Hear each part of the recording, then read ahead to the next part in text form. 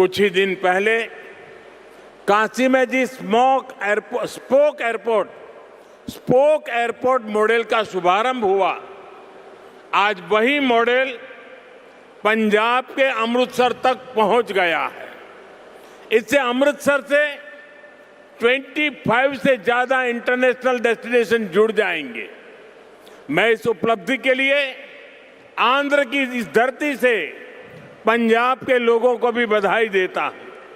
साथियों, हमारे आंध्र प्रदेश के पास हमेशा से विकसित भारत का ग्रोथ इंजन बनने का सामर्थ्य रहा है। आंध्र प्रदेश के विकास के लिए हमारे प्रयास डबल इंजन की स्पीड से आगे बढ़े। इसके लिए मैंने आंध्र के लोगों से डबल इंजन सरकार का आशीर्वाद मांगा था और आज चंद्रबाबू नायडू जी के नेतृत्व में, पवन कल्याण जी के नेतृत्व में एनडीए की पूरी टीम आंध्र प्रदेश के लिए डबल स्पीड से काम कर रही है। మిత్రులారా, విమానయాన రంగంలో దేశంలో మరో పెద్ద మైలురాయిని మనం సాధించాం. కొద్ది రోజుల క్రితమే కాశీలో ప్రారంభమైన స్పోక్ ఎయిర్పోర్ట్ మోడల్ ఈ రోజు పంజాబ్లోని అమృత్సర్ వరకు కూడా విస్తరించింది. దీంతో అమృత్సర్లో 25కి పైగా అంతర్జాతీయ గమ్యాలకు నేరుగా కనెక్ట్ అవ్వడానికి అవకాశం కలిగింది. ఈ విజయానికి ఆంధ్రప్రదేశ్ నేల నుంచే పంజాబ్ ప్రజలకు కూడా నా హృదయపూర్వక అభినందనలు తెలియజేస్తున్నాను. అలాగే మిత్రులారా, వికసిత్ భారత్ నిర్మాణంలో ఆంధ్రప్రదేశ్ ఎప్పుడూ కూడా ఒక గ్రోత్ ఇంజిన్గా నిలిచే సామర్థ్యం కలిగి ఉంది. ఆంధ్రప్రదేశ్ అభివృద్ధి కోసం డబుల్ ఇంజిన్ వేగంతో మా ప్రయత్నం ముందుకు సాగాలని నేను ఆంధ్ర రాష్ట్ర ప్రజలకు డబుల్ ఇంజిన్ ప్రభుత్వం కోసం ఆశీర్వాదాన్ని నేను కోరాను. ఈరోజు చంద్రబాబు నాయుడు గారి నాయకత్వంలో, పవన్ కళ్యాణ్ గారి నాయకత్వంలో ఎన్డీఏ టీం మొత్తం ఆంధ్రప్రదేశ్ అభివృద్ధి కోసం డబుల్ వేగంతో పనిచేస్తుందని గర్వంగా తెలియజేస్తున్నాను. साथियों, आज देश ब्लू इकोनॉमी को लगातार मजबूत कर रहा है। हमारा विजन है कि पूरा क्षेत्र कोस्टल इकोनॉमिक कॉरिडोर के रूप में विकसित हो। इसी लक्ष्य के साथ विशाखापट्टनम से कृष्णापट्टनम तक हमारे पुराने पोर्ट्स को आधुनिक रूप दिया जा रहा है। इसके अलावा मुलापेटा और रामायापट्टनम में हम नए पोर्ट भी बना रहे हैं। మిత్రులారా, ఈరోజు దేశం బ్లూ ఎకానమీని నిరంతరం బలోపేతం చేస్తుంది. మా విజన్ ఈ మొత్తం ప్రాంతాన్ని ఒక కోస్టల్ ఎకనామిక్ కారిడార్గా అభివృద్ధి చేయడం. ఈ లక్ష్యంతో విశాఖపట్నం నుంచి కృష్ణపట్నం వరకు మన పాత పోర్ట్స్ అన్నిటినీ కూడా ఆధునీకరిస్తున్నాం.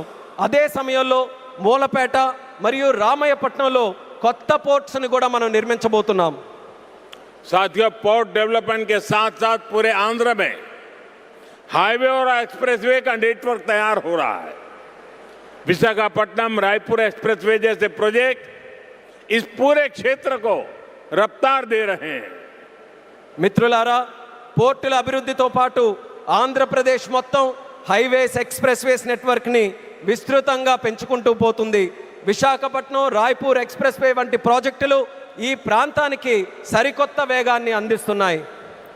साथियों, ये पूरा रीजन देश के बड़े औद्योगिक केंद्रों से आसानी से जुड़े, इसके लिए आज आंध्र प्रदेश में करीब 1 लाख करोड़ रुपए की रेलवे परियोजनाओं पर काम चल रहा है. राज्य के पूरे रेल नेटवर्क का इलेक्ट्रिफिकेशन हो चुका है. यहां 70 से ज्यादा रेलवे स्टेशनों को भी आधुनिक बनाया जा रहा है. మిత్రులారా, ఈ ప్రాంతం మొత్తం దేశంలోని ప్రధాన పారిశ్రామిక కేంద్రాలతో మరింత సులభంగా అనుసంధానం అవ్వడానికి ఈరోజు ఆంధ్రప్రదేశ్లో దాదాపు 1,00,000 కోట్ల రూపాయలు విలువైన రైల్వే ప్రాజెక్ట్స్ తాలూకా పనులు కూడా జరుగుతున్నాయి. రాష్ట్రంలో రైల్వే నెట్వర్క్ అంతా ఇప్పటికీ పూర్తిగా ఎలక్ట్రిఫికేషన్ అయ్యింది. అదేవిధంగా 70కి పైగా రైల్వే స్టేషన్లు కూడా ఆధునీకరిస్తున్నాం. साथियों, आज इस क्षेत्र के विकास में पीएम गति शक्ति नेशनल मास्टर प्लान भी बड़ी भूमिका निभा रहा है. पीएम गति शक्ति के माध्यम से इस पूरे क्षेत्र में रेल, पोर्ट और एयरपोर्ट को एक साथ जोड़ा जा रहा है.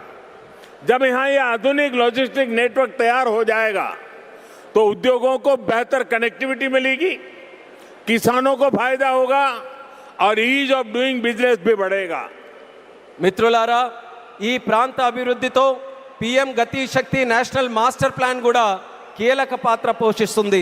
పిఎం గతి శక్తి ద్వారా రైల్ కానీ, పోర్టు కానీ, ఎయిర్పోర్ట్లు కానీ ఒక సమగ్ర నెట్వర్క్గా అనుసంధానం చేస్తున్నాం.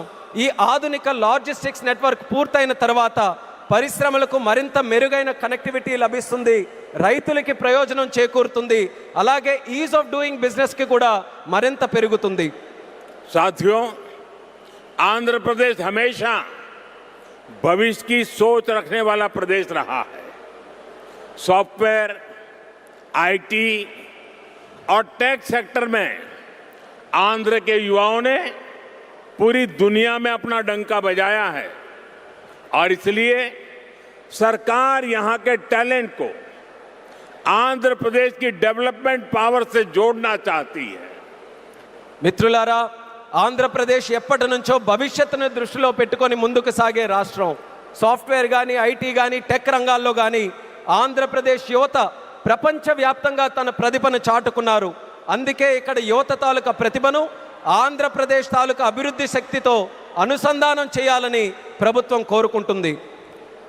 हमारे टैलेंटेड युवाओं की प्रतिभा का लाभ आंध्र प्रदेश और देश को ज्यादा से ज्यादा मिले, ये बहुत आवश्यक है. इसके लिए हमारा फोकस अब सेमीकंडक्टर जैसी फ्यूचरिस्टिक टेक इंडस्ट्री पर है. विशाखापट्टनम में नए सेमीकंडक्टर प्लांट का शिलान्यास इसी दिशा में एक बहुत बड़ा कदम है.